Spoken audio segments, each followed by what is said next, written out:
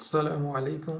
Diploma in civil engineering কোর্সের civil টেকনোলজির সপ্তম সেমিস্টারের এস্টিমেটিং অ্যান্ড কস্টিং বই সম্পর্কে আমরা আজকে আলোচনা করব। তো আজকে এস্টিমেটিং কস্টিং 2 বইয়ের যে প্রথম অধ্যায় আছে দালানের সাবস্ট্রাকচার, এই অধ্যায়ের যে উদাহরণ 5 আছে এইটা আমরা আজকে আলোচনা করতে পারি। তো গত ভিডিওতে আমরা এই বইয়ের উদাহরণ 1 আলোচনা করেছি। তো এখানে ছিল আমাদের ভিত্তিতে মাটি কাটার পরিমাণ নির্ণয়। এই প্রশ্নটাতে আমাদের এক ধাপ একটু বাড়িয়ে দিয়েছে, তাছাড়া কোনো পরিবর্তন নাই। এখানে যে ভিত্তিতে মাটি খননের পরিমাণ নির্ণয় করো সেটা বলছে, সাথে বলছে এবং 1:3:6 অনুপাতে মেঝেতে সিমেন্ট কংক্রিটের কাজের পরিমাণ নির্ণয় করো। আচ্ছা, এখন আমাদের বুঝতে হবে কাজের পরিমাণ আর মালামালের পরিমাণটা কি। কাজের পরিমাণ হলো মোট কতটুকু কাজ আছে, কত ঘনমিটার কাজ হচ্ছে সেইটা। আর মালামালের পরিমাণ মানে কি, তার মানে সিমেন্ট কতটুকু লাগছে, বালি কতটুকু লাগছে এবং খ কতটুকু লাগছে সেইটাও নির্ণয় করতে হবে। তো যেহেতু আমাদের কাজের পরিমাণ বলেছে, তাহলে সেইখানে সিমেন্ট বালি খর পরিমাণ নির্ণয় করার প্রয়োজন নাই। যদি আমাদের এখানে বলতো মালামালের পরিমাণ, তাহলে ওইগুলো আমরা নির্ণয় করতাম। তাহলে যেহেতু মালামালের পরিমাণ লাগবে না, তাহলে এখানে এই যে অনুপাতটা আছে এটা ভ্যালুলেস। হ্যাঁ, এটার কোনো মানে দ্বিধায় ফেলার জন্য এটা দিয়েছে, আসলে আসলে এটার কোনো কাজ নাই।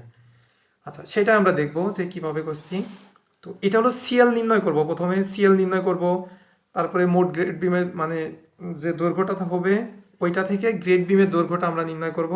তো আমরা সূত্র শিখছিলাম যে মোট CL minus half into joint সংখ্যা গুণ ফুটিংয়ের প্রস্থ, এবং কেন এই সূত্র ব্যবহার করছি তো সেটাও আমরা দেখছি গত ভিডিওতে। তো এই বিষয় সম্পর্কে আলোচনা করছি না, আমরা চলে যাব একবারে 1:3:6 অনুপাতে সিমেন্ট কংক্রিটের কাজ, একবারে এখানে চলে যাব। তো এইখানে আসার পরে আমরা খেয়াল করি এখানে কি বলছে যে মেঝেতে সিমেন্ট কংক্রিটের কাজের পরিমাণ নির্ণয় করো। তাহলে আমাদের মেঝে কোন কোন জায়গায় আছে একটু আমরা সেকশনের দিকে তাকাই। তো সেকশনের দিকে তাকাইলে আমরা এই যে এখানে দেখতে পাচ্ছি যে 7.5 সেন্টিমিটার সিসি মানে কি সিমেন্ট কংক্রিট, 7.5 সেন্টিমিটার সিসি মানে সিমেন্ট কংক্রিট। আচ্ছা, এইখানে তার মানে যে আমাদের স্ল্যাবটা হবে সেইটার থিকনেস বা পুরুত্বটা দেওয়া আছে 7.5 সেন্টিমিটার।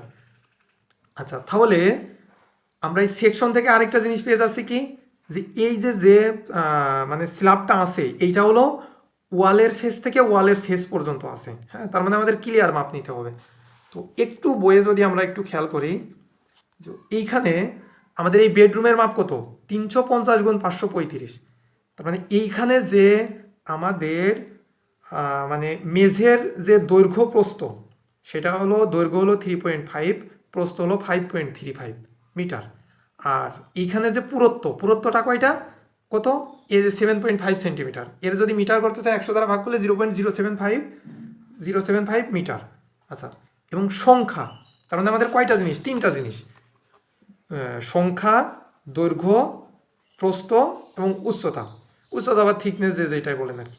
তো বেডরুম আছে একটা, দৈর্ঘ্য আছে 350, তার মানে 3.5 গুণিতক প্রস্থ কত 535, তার মানে 5.35 গুণিতক এইচের মান 7.5 সেন্টিমিটার, তার মানে 0.075 মিটার।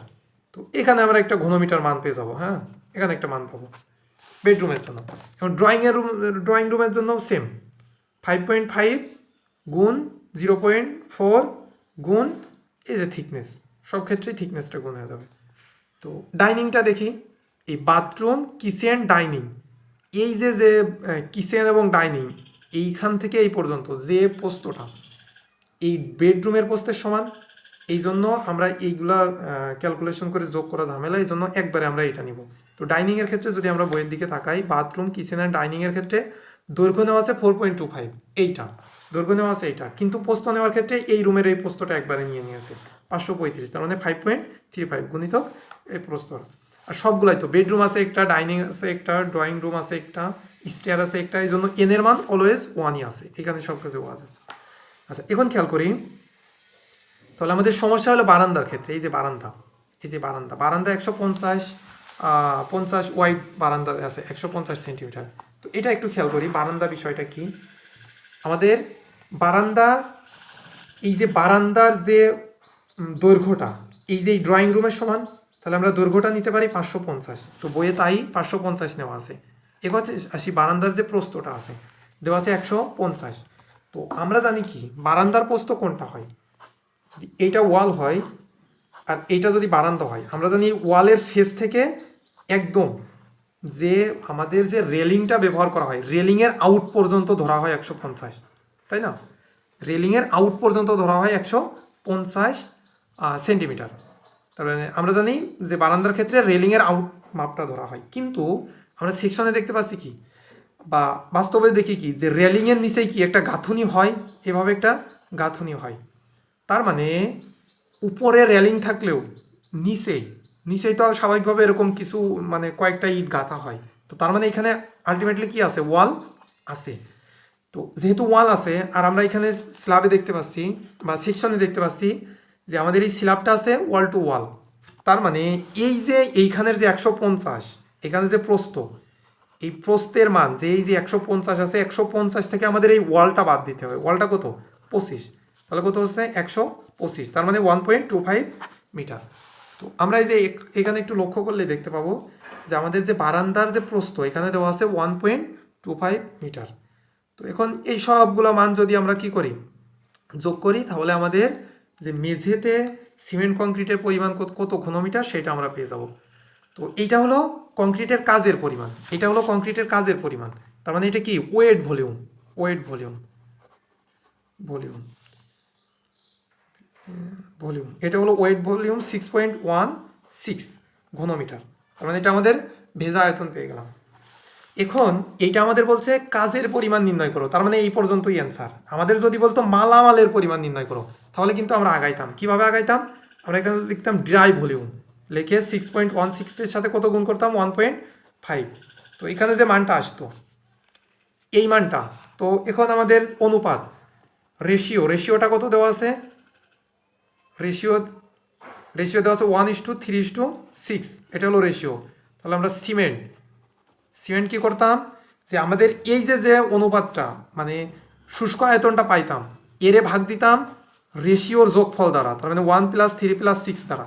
এর মধ্য থেকে প্রথম ভাগ হলো সিমেন্ট, তার মানে গুণ 1। তো এইখানে এত ঘনমিটার সিমেন্ট, তারপরে কি বালি, তার মানে স্যান্ড, তার মানে এই যে শুষ্ক আয়তন ছিল এরে ভাগ দিতাম অনুপাতের যোগফল দ্বারা 1:3+6 দ্বারা। তার মধ্য থেকে কত ভাগ হবে স্যান্ড? 3 ভাগ, তাহলে গুণ 3। তো এত ঘনমিটার আমাদের বালি পেয়ে যেতাম। আচ্ছা, তারপরে কি ছিল? খোয়া।